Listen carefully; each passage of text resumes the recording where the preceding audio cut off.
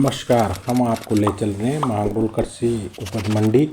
यहाँ पर संयुक्त किसान संघर्ष समिति के 14वें स्थापना दिवस समारोह पर किसान पंचायत का आयोजन किया गया है। किसान पंचायत में 18 ग्राम पंचायतों से सैकड़ों किसान शामिल हुए हैं। किसान पंचायत में सर्वसम्मति से प्रस्ताव पारित किया गया है, जिसमें पिछले 9 माह से खरीफ फसलों का मुआवजा संपूर्ण किसानों को अभी तक जारी नहीं होने पर भेजी गई गलत सर्वे रिपोर्ट के आधार पर प्रथम दृष्टया प्रशासन को दोषी माना।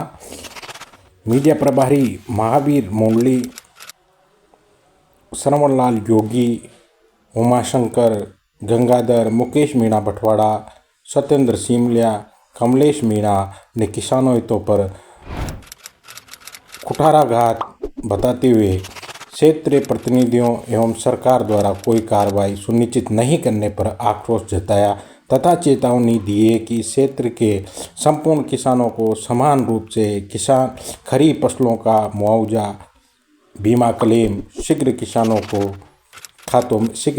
के खातों में नहीं डाला गया तो गत चुनावी घोषणा अनुसार किसानों को संपूर्ण कर्ज माफी के वादे का समाधान नहीं होता है तो क्षेत्र के किसान लामबंद होकर आगामी पंचायत चुनाव में सरकार का बहिष्कार करेंगे। वहाँ से जो खरीफ की जो फसलें खराब हुई थी अतिवृष्टि के कारण, इसका एक तो मुआवजा रुका हुआ है और बीमा क्लेम रुका हुआ है। बाकी गत चुनाव में सरकार ने घोषणा की थी किसानों की संपूर्ण कर्जा माफी की, वो घोषणा भी अधूरी पड़ी है।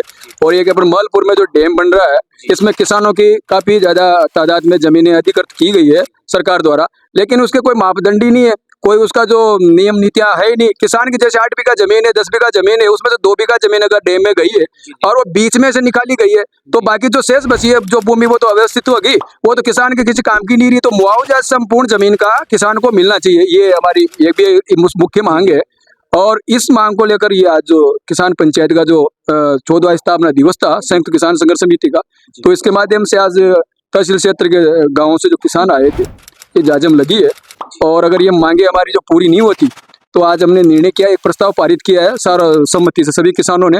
आगामी बुधवार को बड़ा आंदोलन करेंगे। आज भी देखने को मिला है कि हर जगह के किसान यानी कि मांगरोल की तहसील के नहीं, बारा जिले के भी नहीं है, यानी कि कोटा, बूंदी, झालावाड़ हर जगह के किसान आज तक भी धरना प्रदर्शन करते रहते हैं। उसके बावजूद भी उनकी मांग को पूरा क्यों नहीं की जाती? ये सबसे बड़ी एक राजनीतिक उदासीनता है राजनेताओं की, सरकार की। जो चुनाव के वक्त इनको किसान याद आता है और चुनाव जीतने के बाद किसान को भूल जाते हैं। आपने देखा होगा भी गत उपचुनाव में भी यही स्थिति उत्पन्न हुई थी, किसान सबके मुंह पे किसान था, लेकिन चुनाव जीतने के बाद किसान को जब बुला दिया जाता है, ये सबसे बड़ा दुर्भाग्य है। किसान केवल वोट देने का एक इन्होंने माध्यम साधन समझ रखा है राजनेताओं ने, और ऐसे किसान की बात नहीं सुनेंगे तो किसान तो फिर इनका बहिष्कार करेगा। आगामी पंचायत चुनाव आ रहे हैं, इनमें सबक सिखाएगा किसान इनको। और जो भी सरकार ने भी 100 करोड़ रुपए किसानों के मुआवजे डाले थे 12 जिले को, किसानों को अब तक क्यों नहीं मिले? अब ये पता ही नहीं इनको कौन खा गया। 100 करोड़ रुपए अगर राशि डली थी किसानों के नाम पर, अब इनको राजनेता खा गए, प्रशासनिक अधिकारी खा गए, कोई सरकार ने डाले नहीं, कोई वाहवाही करने के लिए पैसा डाला गया, तो किसान के जेब में तो पैसा आया ही नहीं। अब किसान कैसे मान ले कि मुआवजा डाला था? ये तो केवल कागजों में, अखबारों में है बस। आज दिन तक भी जो किसानों ने कुछ भी काम किया उसके लेकर बाई चांस किसान ने कोई गलत काम कर दिया तो उसके ऊपर पूरे प्रशासन उसकी तरफ खिलाफ हो जाते हैं, और वही राजनेता यदि किसानों को पेमेंट को खा जाते हैं। उसी प्रकार से आपने भी बताया किसानों को 100 करोड़ रुपए खा चुके हैं, तो उसके ऊपर यहाँ की राजस्थान सरकार के ऊपर उसके ऊपर कानूनी कार्रवाई क्यों नहीं करती? ये सब मिले हुए हैं ना, कानूनी कार्रवाई होगी कैसे? अभी देखा थोड़े दिन पहले आपने देखा होगा कृषि मंत्री राज्य सरकार के डॉक्टर किरोड़ीलाल जी, उन्होंने एक ब्रांच में 1150 करोड़ रुपए का जो बीमा क्लेम का जो घोटाला उजागर किया था, और पहले जो नकली खाद बीज के नाम पर जो उन्होंने छापेमारी की थी, उन छापों पर किसी प्रकार की कोई कार्रवाई नहीं हुई। साठगांठ करके सरकार ने उन मामलों को दबा दिया। तो इससे साबित होता है कि नीचे से ऊपर तक सब भ्रष्ट लोग हैं, बैठे हुए हैं अफसर, अधिकारी और राजनेता, सब मिले हुए हैं किसान को लूटने के लिए।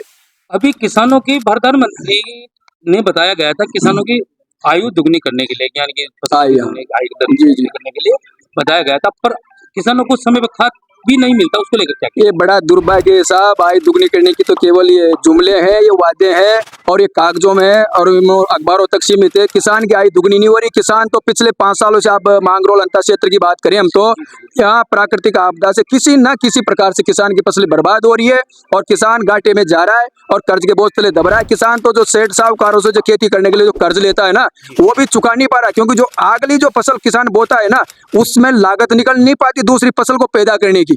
और ये बहुत बड़ा दुर्भाग्य की बात है, आय दुगनी करने वाले केवल ये कागजी है, हवा वादे हैं।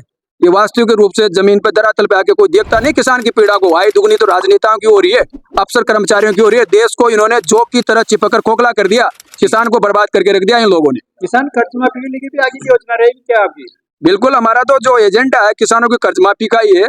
और तो हमने बता ही दिया, मुआवजा, बीमा क्लेम, कर्ज माफी। क्योंकि कर्ज माफी भी के रूप में किसान भीख नहीं मांग रहा। जब राजनेताओं को पेंशन मिलती है, सांसदों को पेंशन मिलती है, और ये किसके टैक्स के आधार पर मिलते हैं? जनता से पैसा लूटा जाता है और इनके पैसे से, इनकी खून पसीने की कमाई से इनको पेंशन मिलती है। एक बार जो विधायक बन गया, एक बार जो सांसद बन गया, और वो दो बार, तीन बार अगर चुनाव लड़ता है ना, उसको दो तीन बार तक ये पेंशन है, ये वेतन भत्ते जारी रहते हैं। किसान तो केवल अपनी फसल का भाव मांग रहा है। ये लोग किसान को जो खून पसीने से जो पैदा करता है किसान अपनी फसल को, उसका ही भाव नहीं दे पा रहे। ये लूट रहे हैं देश को, ये दुर्भाग्य की बात है।